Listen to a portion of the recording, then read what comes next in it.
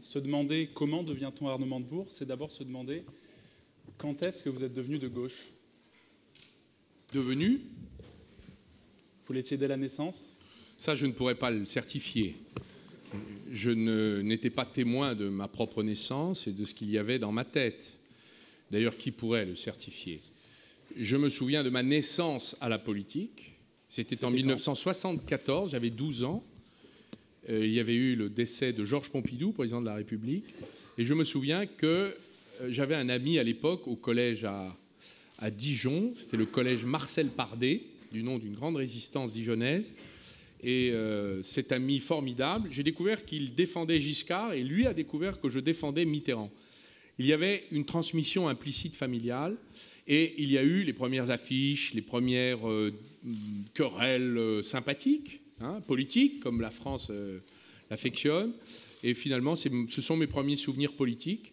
Donc je crois que c'est lié à finalement une transmission familiale. Pour moi, d'ailleurs, c'était presque une manière d'entrer dans le monde des adultes, parce que dans ma famille, on parlait politique tout le temps. C'était même un passeport pour la parole à table.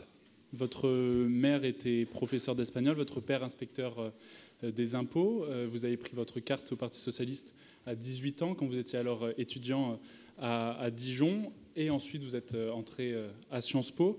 Est-ce que quand vous êtes entré à Sciences Po, vous avez ressenti une sorte de mépris de classe envers l'Arnaud Montebourg qui parlait le patois à la maison et qui, là, arrivait à Paris à Sciences Po? Je ne dirais pas ça. Je dirais qu'il y avait finalement une sorte d'élite parisienne avec un entre-soi, des codes implicites et secrets dont je me sentais instinctivement exclu, car en fait, j'étais resté un provincial un peu perdu à Paris. Quand je suis arrivé en 1983, je ne connaissais absolument personne. Et ça a été pour moi des années un peu de solitude. Vous vous sentiez en décalage un petit peu? Ariane Chemin, dans son livre sur la promo 83, écrit « Arnaud n'avait pas la télévision, il ressemblait à la Troisième République, pas aux années 80 ». Est-ce que vous vous sentiez en décalage un petit peu? Oui, un peu. J'arrivais de ma province et je crois que j'étais heureux de retourner dans ma province. Ça n'était pas des moments faciles. Vous preniez le train tous les week-ends? Presque, mais en tout cas, je ne me souviens pas exactement. Mais enfin, il y avait un peu de ça, oui. Il y avait un peu de cette mal-être dans ce temple de la réussite sociale qui, finalement, n'était pas pour moi. Après Sciences Po, on l'a dit, vous avez raté l'ENA.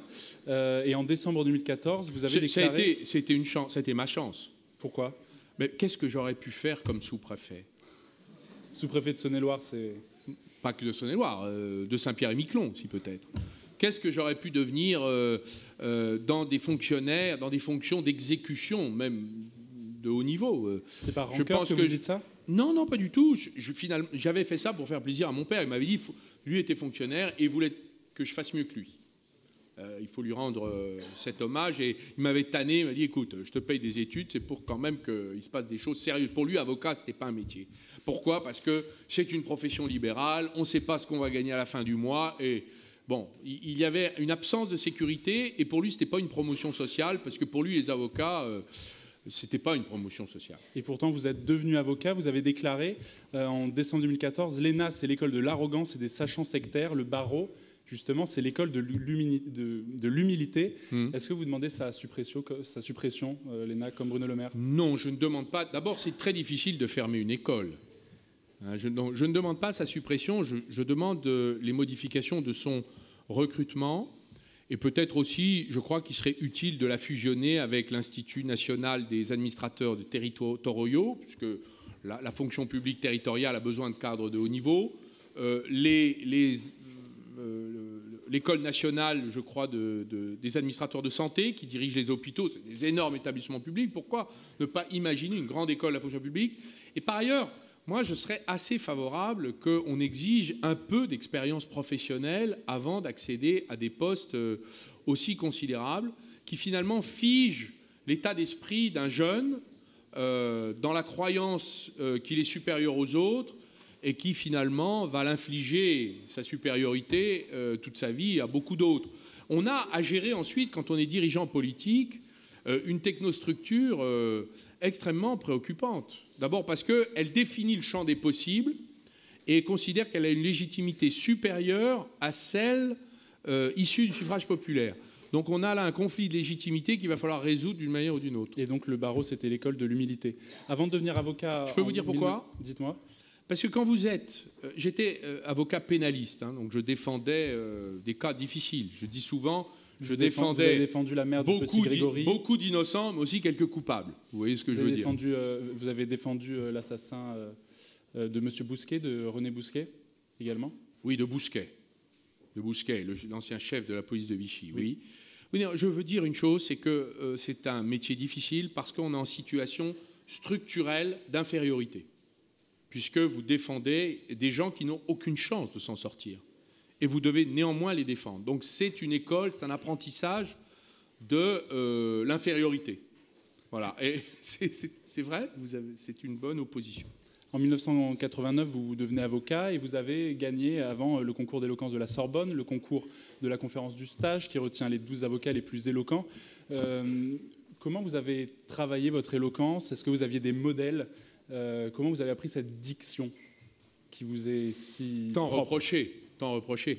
Écoutez, j'ai le souvenir d'avoir passé 2 ans à lire à voix haute les textes de l'Antiquité, de Cicéron à Démosthène, à Quintilien, les Philippiques. Je me souviens avoir fait ça à voix haute. Donc l'origine de l'éloquence parce que, à m'imprégner des grands textes, je me souviens de lire à voix haute tout seul dans ma chambre presque, lire les lettres philosophiques de Voltaire, qui est un texte absolument éblouissant d'humour et presque d'ironie sur la religion obscurcissant l'esprit.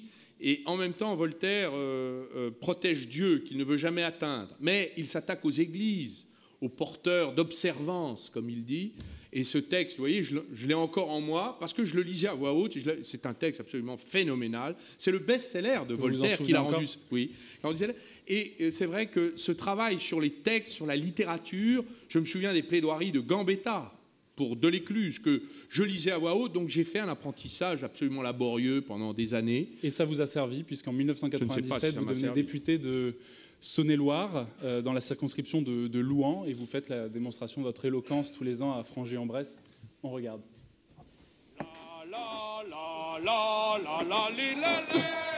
La fête de la Rose donne le là de la rentrée politique pour les socialistes. C'est clair, cette année l'humeur est joyeuse et combative. Jack Lang, invité d'honneur, ne dit pas autre chose. Qu'est-ce que vous répondez, Arnaud Montebourg, à ceux qui disent qu'il y a 2 Montebourg, un Montebourg des villes, qui passe dans les grandes écoles, qui prend la parole aux accents 3e République avec cette éloquence classique, et en même temps le Montebourg des champs qui fait le banc bourguignon à Frangé-en-Bresse? Est-ce que ça vous agace, cette opposition? Non, pas du tout. Je suis un et indivisible. Comme la République. Voilà. Mais le banc bourguignon appartient à ma vie, parce que dans ma famille, à chaque fois qu'il y avait un événement heureux, on faisait le banc bourguignon, puisque nous sommes bourguignons. Excusez-moi. Voilà. Et la Bourgogne a beaucoup donné à la France. Je voudrais vous le rappeler. J'en sais quelque chose. 2 photos, celle de François Mitterrand qui monte la Roche de Solutré et vous qui montez chaque année le Mont Beuvray. Est-ce que par là, vous vous inscrivez dans les pas de François Mitterrand? Écoutez, je suis né dans la... Vous avez, je crois que tout à l'heure, mon portraitiste a dit que j'étais né à Dijon. Je ne suis pas né à Dijon, je suis né dans la Nièvre, dans la circonscription de François Mitterrand. Mes grands-parents ont vécu dans le canton de Château-Chinon, dans une des communes, et j'ai vécu toute mon enfance dans cet endroit un peu secret, avec des bois profonds, et où la mystique des origines de la France, vers Saint-Gétorix, la guerre des Gaules, imprégnait l'atmosphère. Et il est vrai que Mitterrand faisait partie de notre vie quotidienne parce qu'il était le président du Conseil général, il était le député, il était là sans être là. Est-ce que vous prenez tout dans l'héritage de Mitterrand, y compris son amitié avec René Bousquet, y compris la gerbe qu'il faisait déposer tous les ans pour le maréchal Pétain? Est-ce que vous prenez tout aussi, cette Union européenne que vous dénoncez, mais que Mitterrand a également contribué à construire? J'ai fait en son temps mon inventaire de mon militantisme mitterrandiste, car j'ai été, c'est vrai, passionnément mitterrandiste dans ma jeunesse. J'ai collé ses affiches à la faculté de Dijon. J'étais un militant fidèle. Et après avoir fait l'inventaire, avoir participé à la place de la Bastille, finalement, à ses derniers instants, lorsqu'il s'adressait à cette foule à titre posthume, en entendant sa voix, je fais partie de ceux qui, malgré cela, lui reconnaissent une puissance imaginaire importante. Et il a su... Malgré les zones d'ombre. Malgré tout ça, mais finalement, qui n'est pas reprochable. D'ailleurs, vous-même, vous cherchez toujours le reproche et vous le trouvez facilement. Donc, finalement, il a laissé une marque importante pour notre pays et il faut savoir le lui reconnaître. Dans la vidéo qu'on a vue, dans la suite de la vidéo, vous dites, c'était en 2004, on est tous ici pour la révolution, reste plus qu'à s'accorder sur le régime.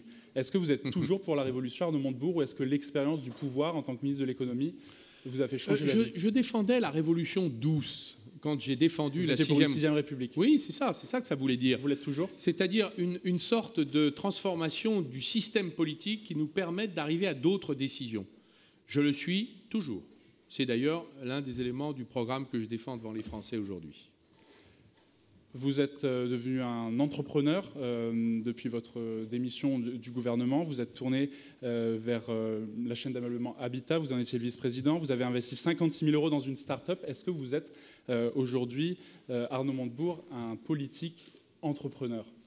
Écoutez, ce que je sais, c'est que j'ai décidé de ne pas continuer à vivre de la politique. J'ai fait ça pendant 15 ans. C'est un choix difficile. Quand on sort d'un gouvernement, on a 3 mois de maintien de son traitement et ensuite, il y a ceux qui retrouvent leur siège, ont d'autres mandats. Moi, j'ai fait le choix de vivre de mon travail. Et est-ce que toutes ces expériences dans l'entreprise, ça veut dire que vous manquiez d'une culture de l'entreprise avant votre arrivée au gouvernement ? Je ne la connaissais qu'en les visitant, en discutant avec autrui. La politique, ça consiste... C'est l'altérité, la politique. La politique, ça consiste à s'intéresser aux autres et à se mettre dans la tête d'autrui et de comprendre sa vie. Et je dois vous dire que pour moi, c'était une expérience que je réclamais depuis longtemps, que j'aurais dû d'ailleurs avoir avant. J'étais avocat à mon compte. Enfin, ce n'est pas une entreprise. On vit de son travail. C'est un métier presque d'artisan, en quelque sorte. Mais ce n'est pas la communauté humaine d'une entreprise où on allie le capital, le travail. On construit, on bâtit et on crée, et donc on invente. Et on invente y compris sa propre destinée à travers cette aventure collective. Donc pour moi, c'était nécessaire que j'aie pas seulement une expérience, parce que je la poursuis. Et pour moi... Habitat, vous arrêtez, vous continuez ? J'ai dû suspendre parce que je ne veux pas que ma candidature porte atteinte à l'image de marque d'une manière ou d'une autre, ou d'ailleurs serve ou desserve. En tout cas, une marque grand public avec des magasins ne peut pas être rendue associée à une candidature politique. Donc, d'un commun accord, nous avons décidé de suspendre cette collaboration. Et je crois que c'était nécessaire. D'ailleurs, cela faisait partie de nos accords lorsque l'éventualité s'est présentée. Merci beaucoup, Arnaud Montebourg. Merci. Je ne peux pas partir sans vous offrir cette marinière qui est le symbole de la péniche, le journal des étudiants de Sciences Po, et que vous pourrez arborer lors de la prochaine fête de Frangé-en-Bresse. Merci. Merci.